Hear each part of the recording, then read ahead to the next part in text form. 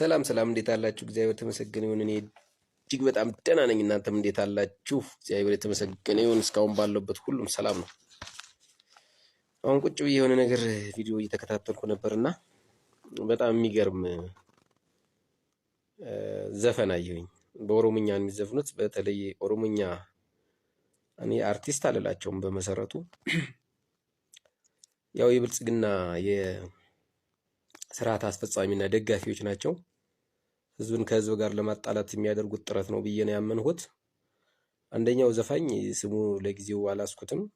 አንተ ባለፎጣ የታባትክ ትገባለህ ትልቁ የኦሮሞያ ህዝብ ተነስቶብሃልና የሚል ዘፈን በመድረክ እየተዘፈነ እንግዲህ የሚተላለፈው ደግሞ በአገዛዙ ሚዲያዎች ነው።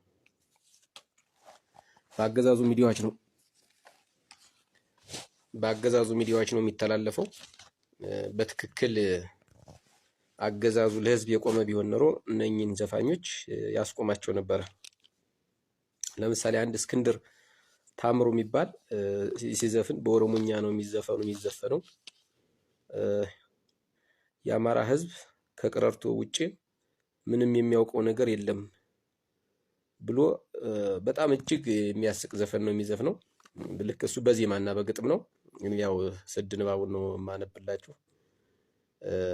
እስክንድር ታምሩ ነው የሚባል እና የአማራ ህዝብ ከቀራርቶ ውጪ ምንም የሚያውቀው ነገር የለም የሚል እጅግ በጣም የወረደ ከአንድ ህዝብ አንድ ህዝብን ወክሎ አንድን ህዝብ እንደዚህ ማረካከስ በበኩሌ ልጁ ምን ያክል የወረደ አቅመቢስ መሆኑን ነው ያየሁትኝ።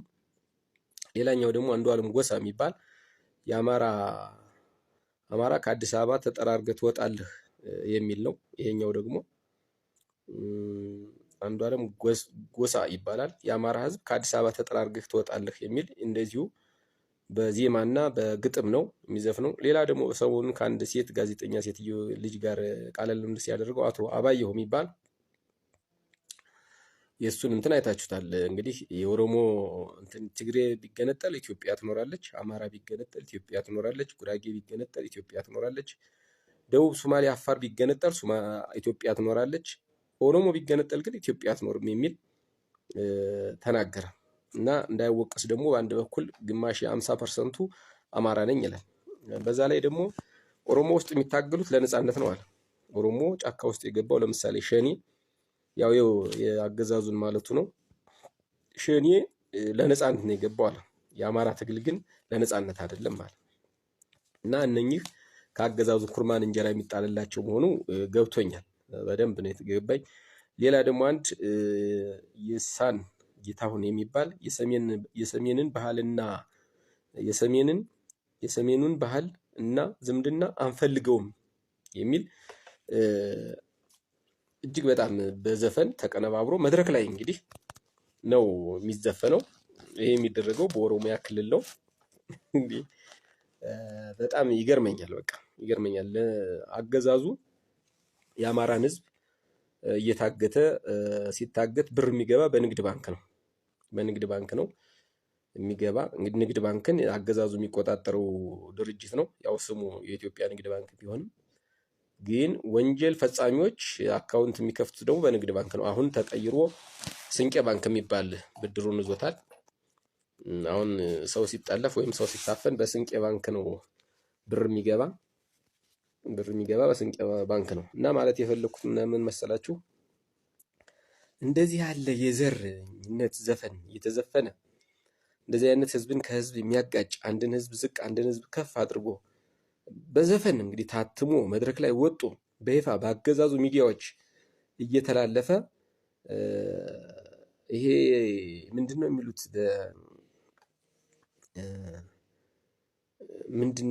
ምን አይነት ንግግር ነው የሚባለው?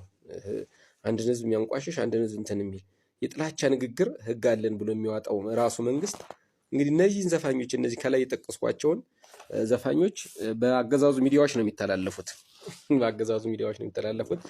ለምሳሌ እስክንድር ታምሩ የሚለው የአማራ ህዝብ ከቀራርቶ ውጪ ሌላ ምንም የሚያውቀው ነገር የለውም የሚል በዘፈንና በዜማ በግጥም ነው የሚዘፍነው እንግዲህ ልጁ። ሌላኛው አንዱዓለም ጎሳ የሚባለውም የአማራ ህዝብ ከአዲስ አበባ ተጠራርገህ ትወጣለህ የሚል እንደዚሁ በግጥምና በዜማ በጣም ታጅቦ ነው የሚዘፍነው። አቶ አባየሁም ከአንድ ጋዜጠኛ ጋር ያደረገው ምልልስን ሰምታችኋል። እንግዲህ የአማራን ብቻ አይደለም እሱ ግን የወቀሰው፣ ሁሉም ብሔር ብሔረሰቦች ቢገነጠሉ ኢትዮጵያ ትኖራለች አለ። ሁሉም ብሔር ብሔረሰቦች ቢኖሩ ኢትዮጵያ ትኖራለች፣ ኦሮሞ ቢገነጠል ግን ኢትዮጵያ አትኖርም አለ። በዛ ላይ አማራ ላይ እስከ 7 ቤት የሚጋደል ህዝብ ስለሆነ ምንም የሚያቅ ህዝብ አይደለም። አሸሸ ገዳይ አሆበል ገዳይ እያለ ዘፈናችንና ባህላችንን ጭምር ሲያረካክስ እንግዲህ ሰምታችሁታል።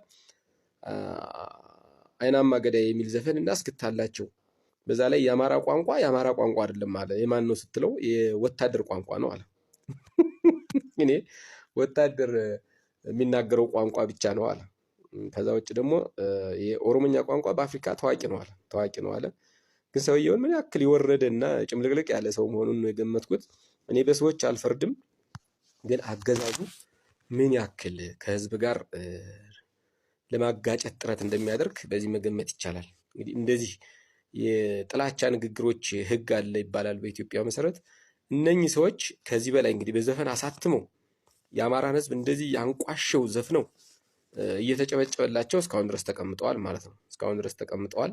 እንደው ይሄንን አጋጣሚ በሌሊት አሁን የመጣሁት ይሄንን ስሰማ በጣም ገረመኝ። እንግዲህ ይህ መንግስት ታግሎ የማይጥል ሰው ምን አይነት አእምሮ እንደሚኖረው አስቡት። በተለይ አቶ አባየሁ የሚባለው የተናገረው ንግግር እጅግ በጣም አስቀያሚ ነው። እኔ የአማራን ህዝብ ሰደበ ብዬ የኦሮሞያን ህዝብ አልሳደብም። ምክንያቱም ነገ የምናስተዳድረው ነገ አገር ከጎናችን ሆኖ አገር የሚመሰርት ህዝብ ስለሆነ እኔ አማራ ነኝ። ግን አማራ ተሰደበ ብዬ አንድ ጅል ወጥ ቀማሽ የሴት አዳሪ ልጅ የአማራን ህዝብ ሰደበ ብዬ እኔ የኦሮሞን ህዝብ አልሰድብም። እንደዛ አይነት ጸባይም የለኝም። እኔ ያደኩበት ማህበረሰብ እንደዛ አይነት ማህበረሰብ አይደለም እና ይሄን አሳዳጊ የበደለው ነው የምለው።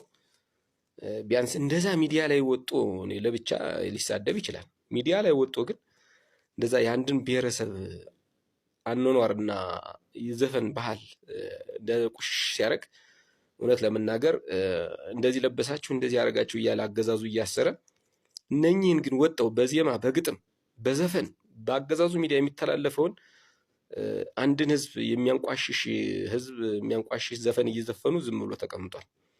ስለዚህ ማለት የፈለግኩት ምንድነው፣ የአገዛዝ ለማንም አይሆንም። ቶሎ ብሎ ሁሉም በያለበት ነፍጡን አንስቶ ማስወረድ መዋጋት ነው ያለበት። በተለይ ወጣቱ እነዚህ ሰዎች ከአገዛዙ ኩርማን እንጀራ የሚጣልላቸው መሆኑን ገብቶኛል። ግን ምንም ማድረግ አይቻልም እና እኔም ኦሮሞያን ህዝብ በምንም ታምር ዘቅና ከፍ አድርጌ የምሳደብ ሰው አይደለሁም። ግን ገርሞኝ ነው። እናንተም እንዲያው ብታወት ደስ ይለኛል ለማለት ፈልጌ ነው። አመሰግናለሁ።